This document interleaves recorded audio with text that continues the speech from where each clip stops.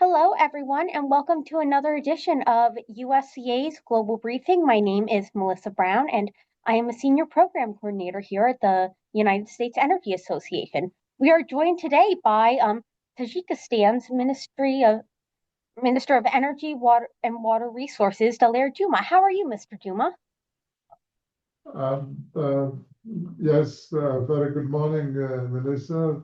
Thank you for having us. All is well. Thank you. Wonderful, thank you. And like looking to the U.S. Tajikistan relationship, the U.S. was one of the first to recognize Tajikistan's independence in 1991. Looking back at the opening of the embassy, how has the strategic intent of our relationship transitioned to the partnership we see today, particularly in the field of energy? Thank you very much. We really highly appreciate our strategic cooperations with the United States from early days of the independence of the Republic of Tajikistan, which we have received in 1991, and since then that strategic relationship has been, I would say, flourished, and it has been covering different aspects of social and economical life, and I'm especially very proud to underscore that that particular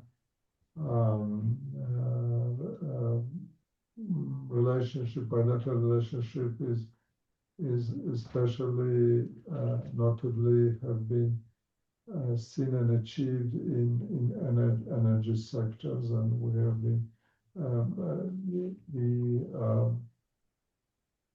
USA was fundamental in promoting several important energy projects, not only important for the country, but for the region, for Central Asia in general. And of course, having a U.S. embassy here in Tajikistan makes big difference, and that embassy continues to be instrumental in our bilateral relationship.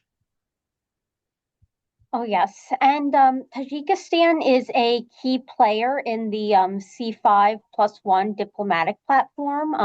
How has this collective approach with the U.S. and neighboring Central Asian states helped Tajikistan assert its sovereignty and on the global stage, particularly in the field of energy dominance?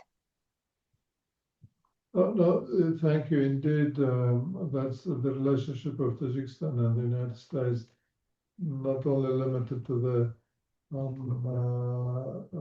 bilateral aspect, but as you rightly mentioned, that we have also strong regional interaction as well. And I think the most vital example is, as you just mentioned, the C5+1, and of course, Central Asia continues to play a very significant role in the region, in Asia as such, given its geographical locations and given its resources, which are available, especially the critical raw materials, and given with the globalizations and through the Central Asians, there are lots of logistical corridors have been historically developed, and I think the Silk Way is a good example of it. But also very recently, there's more new logistical corridors have been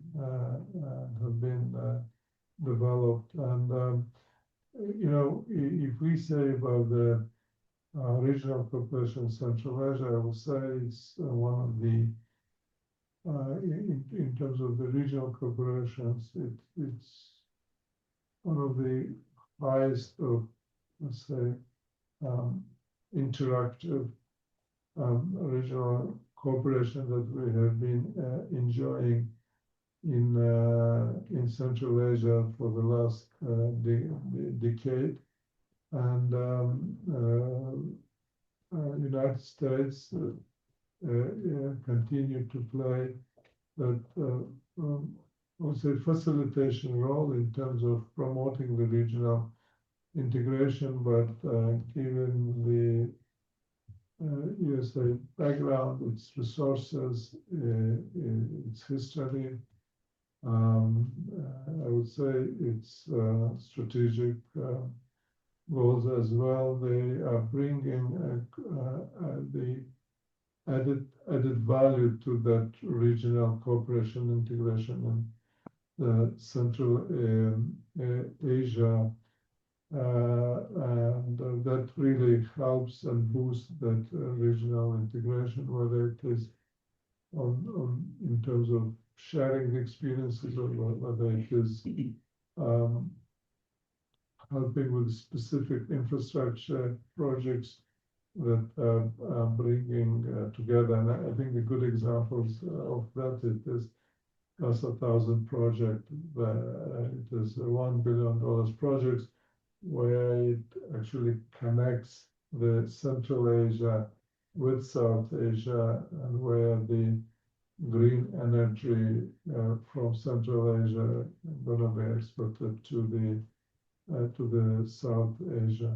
And of course, we are all, it's fresh in our memories, and I think it's boosting more this regional cooperations in view of the latest C5+1 summits of the head of the states, which took place in Washington, D.C. last November, where I think different aspects have been discussed. And again, the energy and water have been one of the most strategic important topics of the discussions between the countries. Oh, yes. And you had mentioned some projects. The hydropower project, I believe it's Rogan, is central to Tajikistan's identity. Um, with the government's commitment of over 1 billion for its completion, what role does your ministry see in the potential for U.S. technical expertise or multilateral financing in finishing what will be the world's tallest dam? I think United States have already playing that role. It is $10 billion project overall, and yes, the government of Tajikistan made a strong commitment by allocating very significant resources of its own for advancing that project. So far, the 2 out of 6 units have been commissioned. It has been generated so far some 10 billion kilowatt hours. The 3rd unit is going to come next year. And this project is also being developed and financed through the multilateral banks, and the World Bank has been leading it, and we highly appreciate the U.S. continued support through the World Bank by improving the financing for that project, but by also guiding the World Bank to advance the project. So we see the presence of the United States there already, and we know that in approving of that financing, United States as a major shareholder of the World Bank played a critical role in making this financing happen. Secondly, United States has a long-lasting, world-class experience in energy projects development. particularly in the hydro power. Therefore, we have been calling on US-based companies to step in and work with us to make that project happen. As you rightly mentioned, it's going to be the tallest dam for rockfill dams type of its type, and that requires lots of compliances in terms of safety, but most importantly in terms of bringing the efficiencies both to the ultimate outputs of the power plants, but also effectiveness during the construction.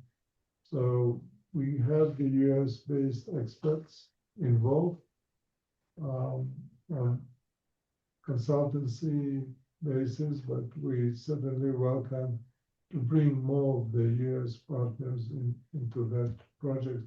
And it has not only it's not only a flagship for Tajikistan, as is going to be the biggest hydropower plant in the country, and it will increase our generation capacity by 1/3. But it's going to be also a major standalone power producers for the Central Asia and South Asia, since I mentioned to you about the Casa 1000 as we, together with the help of the USA, been connecting infrastructurally Central Asia and South Asia. 70% of the electricity produced will go to those countries. So it also has the very important regional role. So financing-wise, through the World Bank, USA is there. We certainly, this project always requires additional financing. We certainly welcome US interested financing partners to look at that one. But I think advisory services, technical assessments, and bringing the US technology is something that we would always welcome. Oh, yes, absolutely. And while 98% of Tajikistan's power comes from water, the recent 500 megawatt solar initiative launched earlier this year marks a major shift. How is the ministry working with various partners to integrate and energy companies in Tajikistan to integrate solar and wind into the grid that's primarily been a hydroelectric grid? That's very good question. Very relevant. As you rightly mentioned, we've been very much relying on hydro because that's our competitive advantages. Tajikistan is home to 60% of water resources in Central Asia. Yeah? De facto, we are providing the water security of the region. So we very clear in our mind and acknowledge and are committed to this essential role we as Tajikistan has in terms of water security for Central Asia, which is home to 100 million people, including Afghanistan. And we will continue to build on that competitive advantages of that one. However, climate change has been happening, and Tajikistan is known as the top 4 most vulnerable countries to the climate change. And we can experiencing it today. And in order to mitigate those impacts, for example, it has been impacting our glaciers. We see different kind of abnormal events in terms of floodings or dry seasons. And therefore, in order to mitigate it, we've been, as part of our National Strategy 2030, the 10% of generation outputs for the electricity, for the power, should come from other renewable energy, mainly solar and wind. And you rightly mentioned that early last year we have started the construction of the first 500 megawatts of solar. We have been finalizing the negotiations and will start very soon construction of another 1,000. So between 26 and 27, we're gonna develop 1.5 gigawatt or 1,500 megawatts of solar power plant, and by 2030, that figure should go to the 2,500 megawatts. And those are quite significant ones, but everything started again with the cooperation that we had together with U.S. counterparts, particularly with the U.S. agency like USAID. The U.S. experts actually help us to develop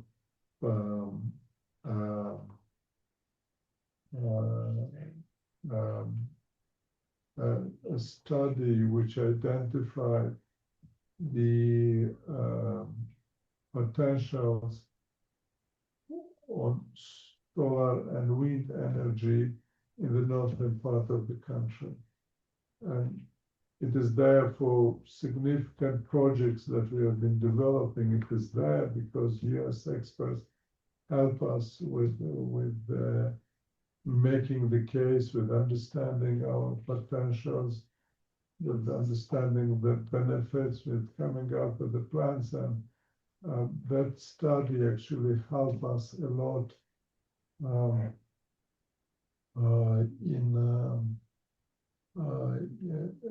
help us a lot in the ongoing negotiations with the current investor and with the potential, because we have a background information with us, and that that study played a very instrumental role in developing the renewable energy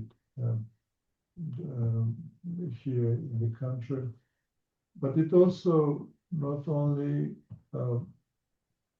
limited just with the studies, but the comparatively smaller, but as a pilot projects that have been developed on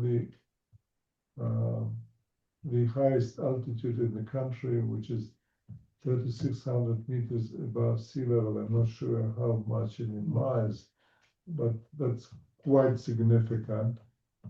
Those pilot projects have been also developed through the financing coming from the U.S. And so we're of course very grateful to that one. And of course, such kind of significant projects and investment requires the improved investment climate. It requires bankable buyers, the market operators, and all this requires comprehensive reforms in the country, which has been happening. And again, U.S. government, by allocating U.S. experts help us to advancing those reforms. Oh, yes. And our next question talks about the CASA 1000 project, which aims to link Tajik clean energy to markets in South Asia. Could you provide some information on this infrastructure, and how does the ministry view the prospect of Tajikistan becoming the green battery for the entire region? Thank you. Maybe I would just give you, I'm sure you're aware of this one, but for our listeners, for the audience, the CASA 1000, it is projects between four countries, Tajikistan, Kyrgyz Republic in Central Asia, Afghanistan, and Pakistan in South Asia, where the four countries will be connected through the transmission lines, and the interesting enough, the connectivity between Tajikistan and Pakistan via Afghanistan will be done through the DC or direct current line technology, which innovative on its own for the region. It's the first DC projects in the region, and that's quite unique and significant. So the again, U.S. through its agency USAID have been allocated the financing. It was also co-financed together with the World Bank, with the Islamic Development Bank, with EBRD, with former defeat through UK government.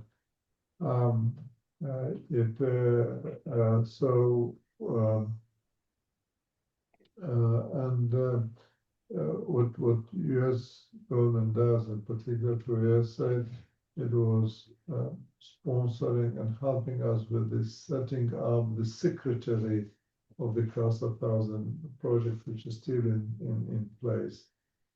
The project has been advanced. In fact, it is the works in Tajikistan, Kyrgyz Republic, and Pakistan have been completed. In fact, the infrastructure between Tajikistan and Kyrgyz Republic have been connected last year. And now we've been working with our counterparts in Afghanistan to expedite the process in Afghanistan, and we aim that next year it will be commissioned, and that will play a fundamental role. And it's not only just to provide the electricity, but it's kind of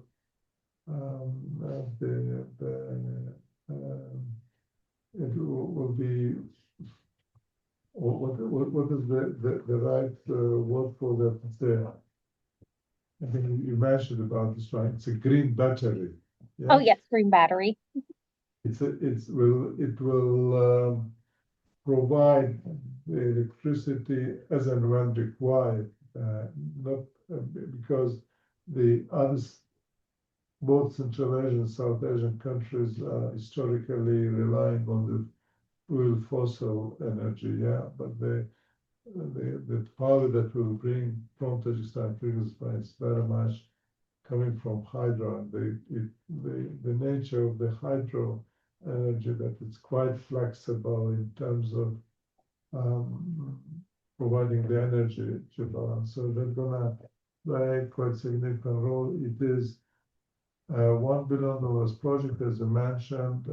The CASA project initially would be transmitting 5 billion kilowatt hours a year, but its capacity for the 5 billion kilowatt hours for the season, but the capacity 11 billion for the entire year. So they're going to be quite significant facilities that will be promoting the regional cooperation. Oh, yes. And going back to the recent C5+1 summits, there's a renewed focus on rare earth minerals. How is Tajikistan positioning itself to partner with U.S. partners to explore and process its mineral wealth in a way that ensures environmental and economic sovereignty? Yeah, thank you. Again, I mentioned earlier that one of our competitive advantages in Tajikistan it is hydropower for two reasons. One is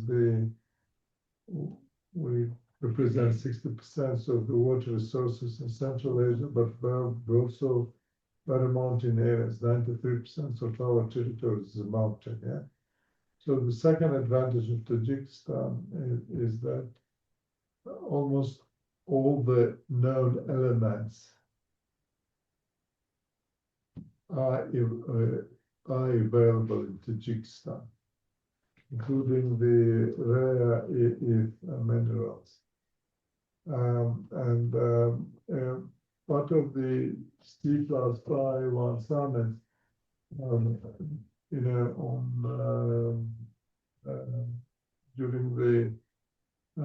during the different discussions, site meetings, I know that was the major topic, how to develop it, and actually we as a government have been actively now developing the required infrastructure for such investment, and of course we welcome U.S. to invest in this sector as that can be very beneficial for all involved parties.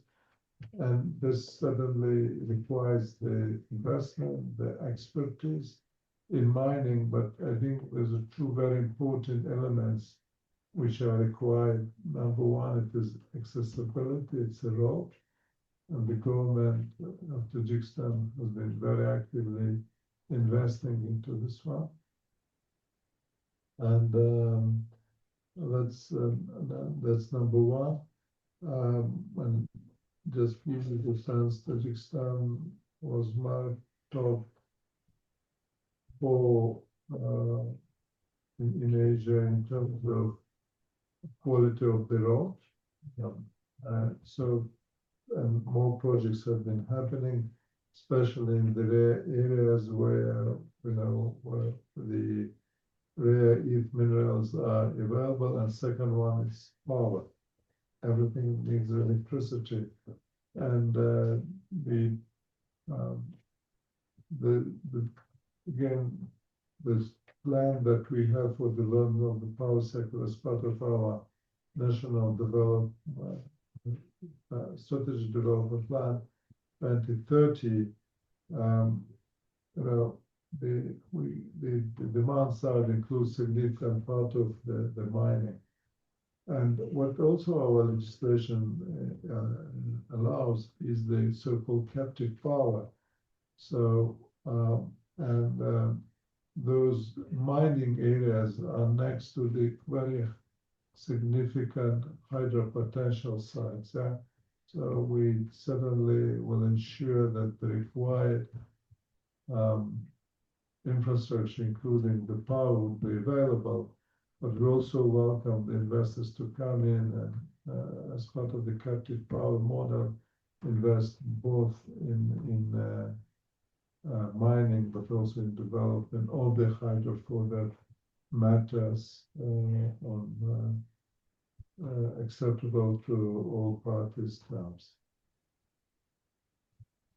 Tajikistan is home to thousands of glaciers that are retreating at an alarming rate. How is the ministry and U.S. climate scientists collaborating to monitor these water sources, which are vital for energy and like economic and food security for all of Central Asia? Thank you. That's this topic is of high importance for us, if not vital. And the reason is that, as I mentioned earlier, the 60% of the water resources for Central Asia are home to Tajikistan, but significant part of this water resources coming from glacier.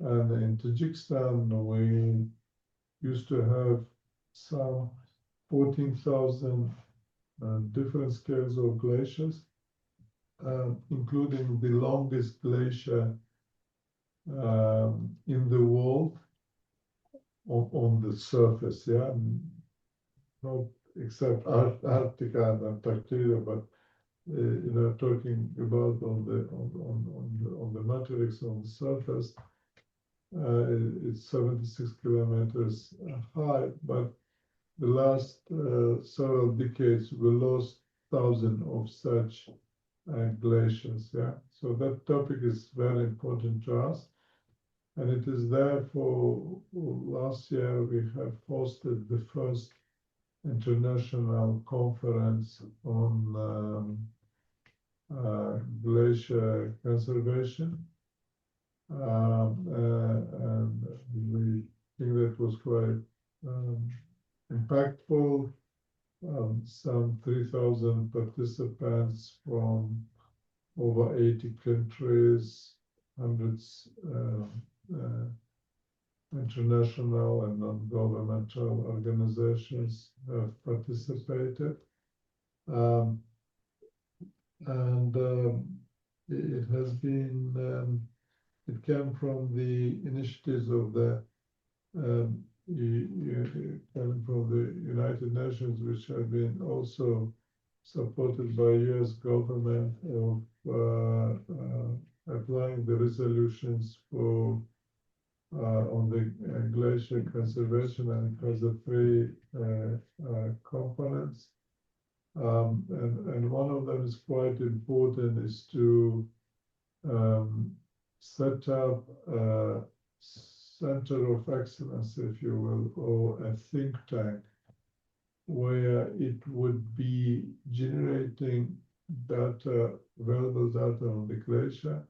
And if there's no such data available, it's to apply or to develop those technologies and to apply it within the interactions with the different stakeholders, including the scientists, the private sectors, developers, and kind of find the solution how to mitigate, if not to prevent, the very fast melting of the glacier, which can be seen here in Tajikistan. So Tajikistan made the first contribution to that center fund, and we, of course, welcome U.S. government also to join that initiatives, so that we can create that center here in Central Asia, particularly in Tajikistan, and that of course bring us to the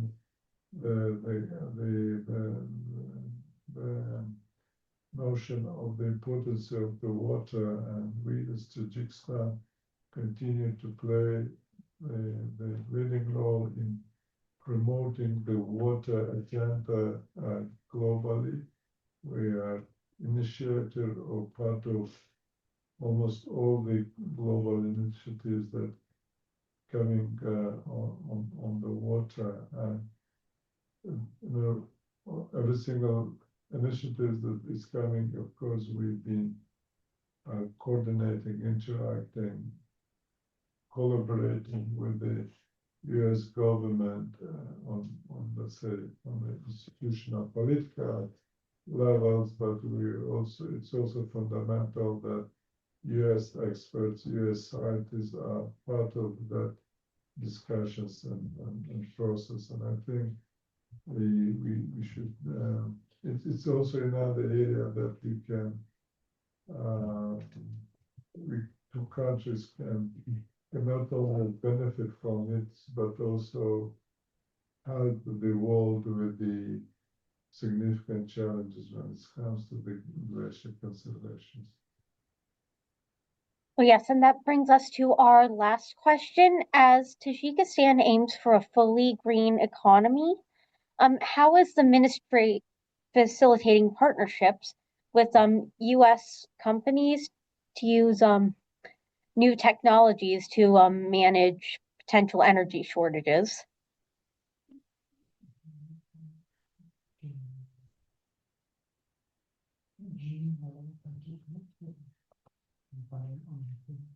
Yeah. Thank you. I think something that my colleagues reminded me, we are proud of, we have U.S. Based company General Electric, which is global leading company, and they've been working with us here in Tajikistan on the generation side, on the transmission side, on the digitalization aspects. And in our interactions with them, it's the technologies that they've been bringing in. It's really advanced. It's reliable. It's effective, and it makes big difference. Yeah, and here, and I think it's a good example of how the distance to some extent becomes irrelevant. And I think this also brings us to the green economy as well. By definition,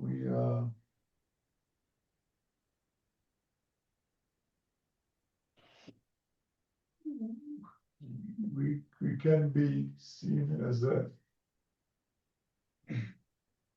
almost green economy, if that's the right termination. You rightly mentioned that some 98% of the power is coming from the green, coming from hydro, from the green energy.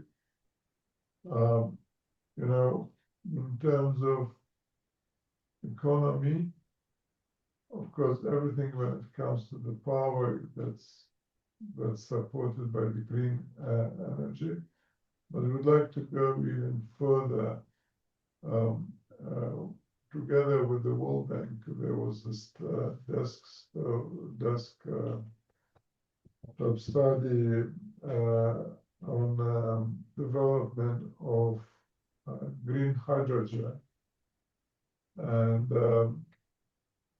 that study indicates that Tajikistan is quite competitive into these aspects, and in fact, different scenario has been said, but it's quite feasible for Tajikistan to develop in a medium term of 1 million ton of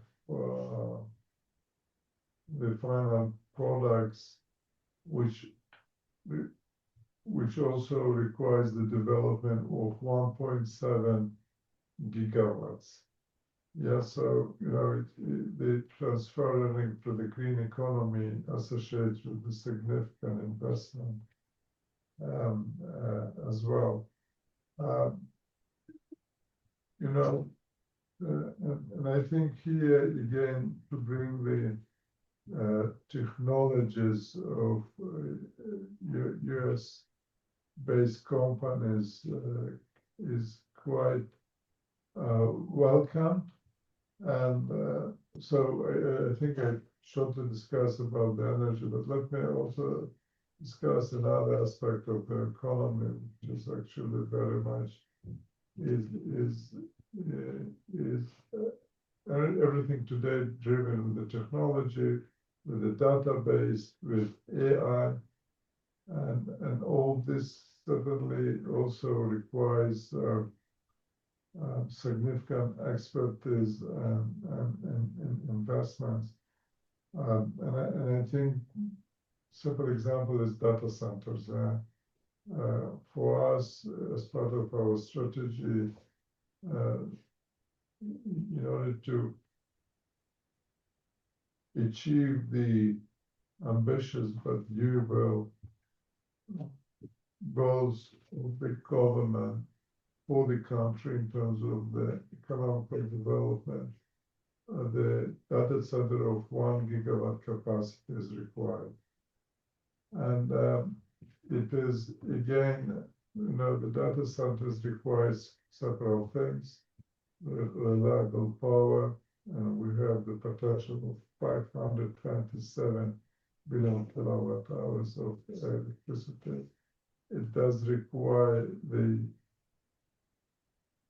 security in terms of safety. And I think you can't think of better safe place than mountains, that it can be done in a certain way. And of course, that also requires lots of cooling system, and of course the availability of the water, but also the climate, especially in the mountain areas, is very mild, and it can be quite effective of doing that one. So I think in all aspects, there's lots of synergies for two countries to cooperate. So I think it is certainly on the investment side, it is on promoting the US technology, and bringing the advisory services to making those projects happen. And by the way, most of the projects that I mentioned will have a significant regional dimension. So by definition, everything is about export. And I think that's also made the projects related to any of these potential projects attractive to investors, including US investors. Great. Well, thank you so much, Minister Juma, for taking the time to speak with us as a part of USEA's Global Briefing. And thank you for all that you do. And we would also like to thank the Embassy of Tajikistan for making this interview possible. And of course, thank you to our listeners for joining us. Go to usea.org to learn more about our programs and podcasts. Thank you.